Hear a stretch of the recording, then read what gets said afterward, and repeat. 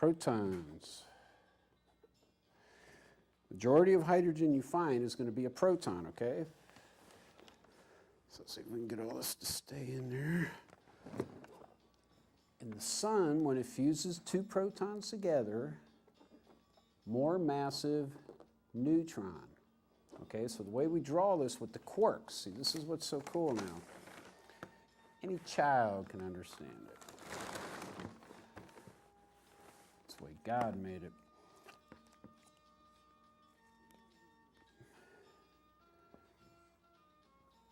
Two up quarks.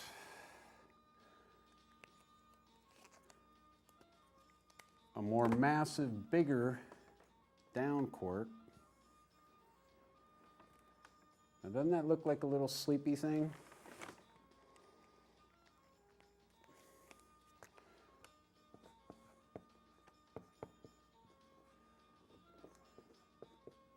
So it's a plus 2/3, plus 2/3, right, in green for negative, minus 1/3 is 4/3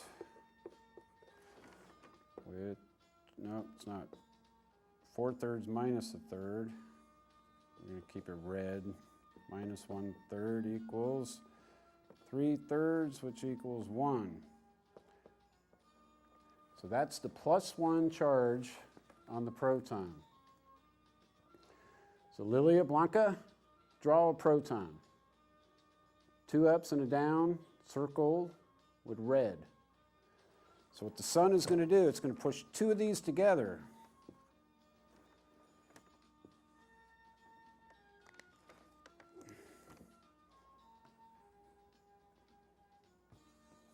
It's going to come out.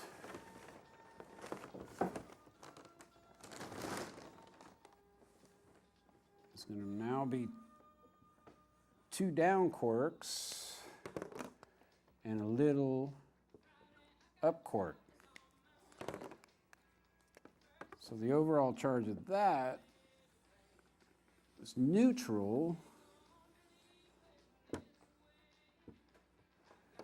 because what I want you to learn with your fractions here, it's real simple. Don't be afraid of fractions. Minus 1/3, minus 1/3, plus 2/3. That's what the up quark is, right? Well, that's minus 2/3 plus 2/3 is 0/3 equals 0. So this is why in algebra, when you hear these examples, you can't have 3/0. Okay, that is something they'll call nonsensical. So on this now, you can do minus 1/3 plus 2/3 is 2/3 minus 2/3 plus 2/3, 0/3 is 0. So that's the charge on the neutron there. So when the sun does this, the sun actually makes neutrons. So let me write that for you so you remember it.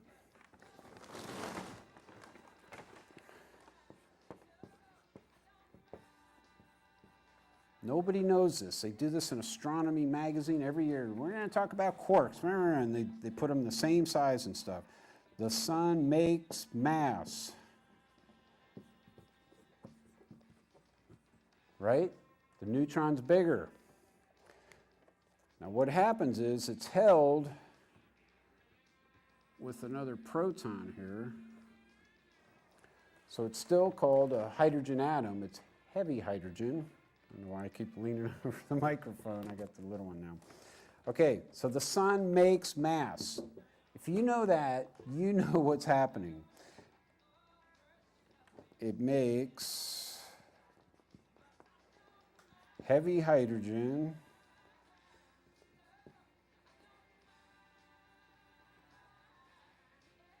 onto helium. Now, helium is going to be an alpha particle. 2 pluses. Alpha fishy, see, this is where we're going to get to. All this was created when I was with you girls down there at Big Bone Lick State Park in Kentucky. I'll hold that still for a second. So you can hit pause when you record this. So in this one plate here, you draw this whole little picture. You're learning fractions, you're learning your quarks, you're learning your Einstein kind of mass, because the energy that went into fusing those two things together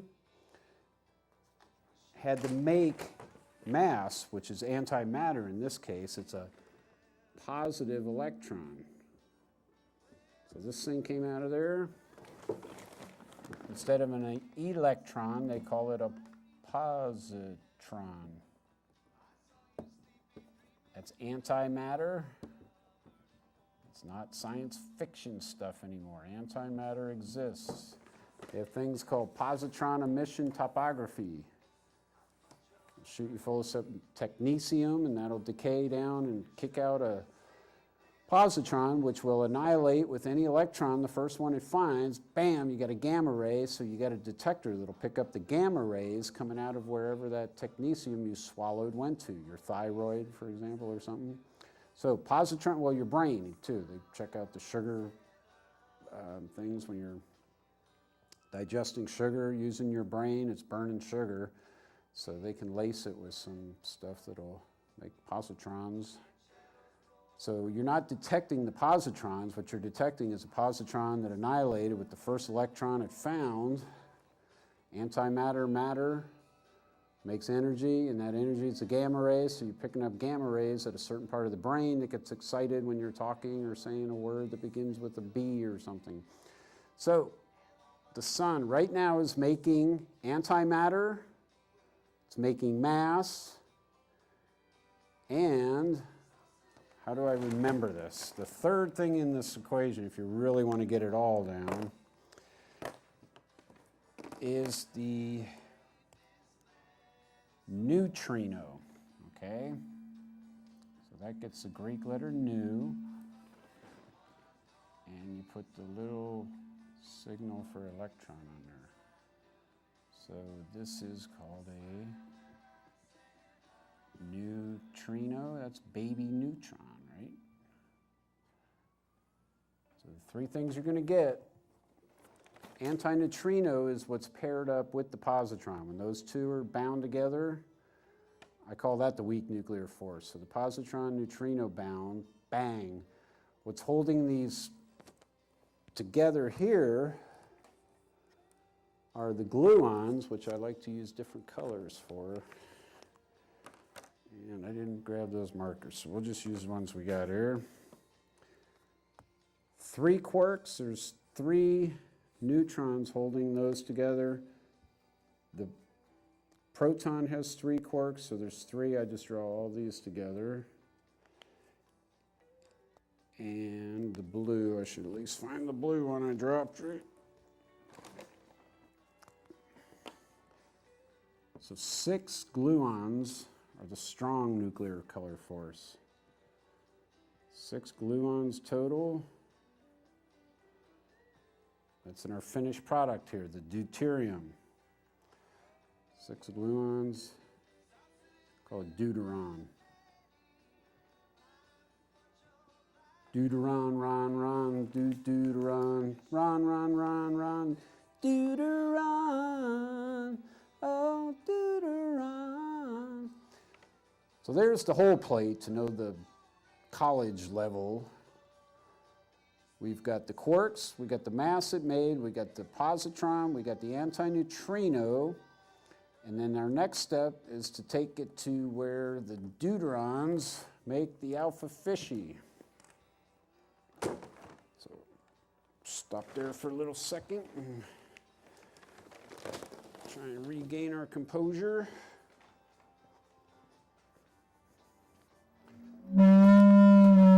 Shit.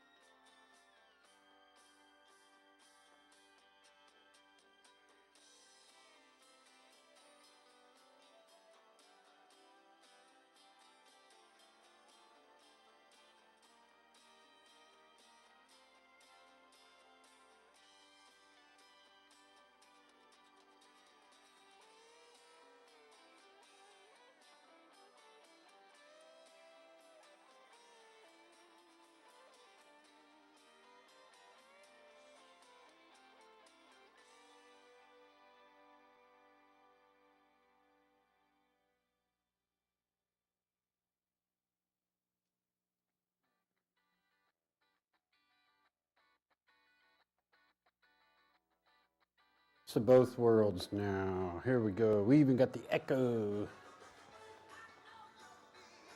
All right, so what we want, 2 neutrons, 2 protons. This is going to make the alpha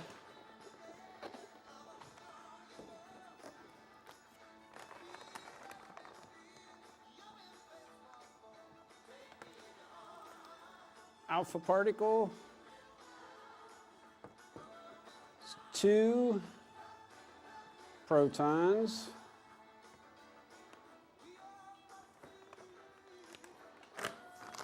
2 neutrons.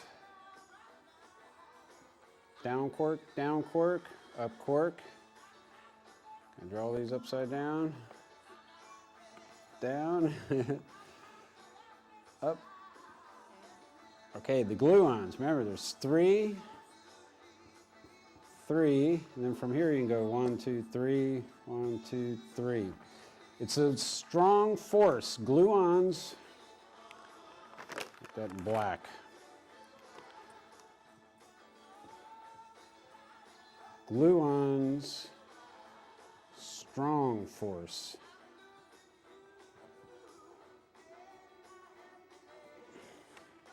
Alpha particle, this is helium. With the electrons, technically.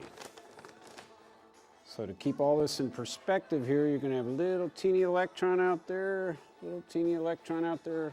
surrounding it.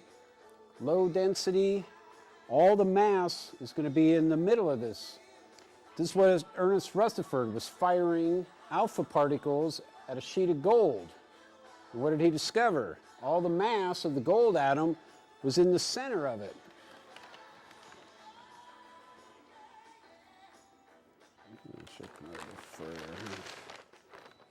There we go, get more of that universe. So in the middle of these big stars, this is a galaxy here, but the red ones, when they get up to 100 million degrees, they're able to fuse 3 of these together.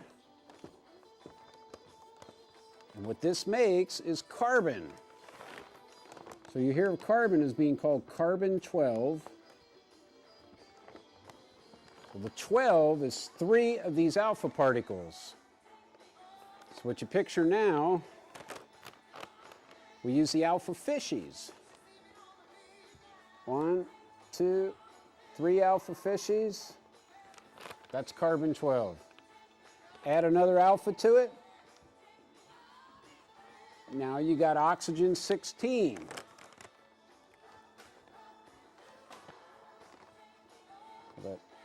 How do we do that? O16 would be 4 little fishies. 2, 3, 4. And then 1 more that'll come along in this chain. All these will be in the stars as it's compressing more. You can also make, we'll grab blue for this one.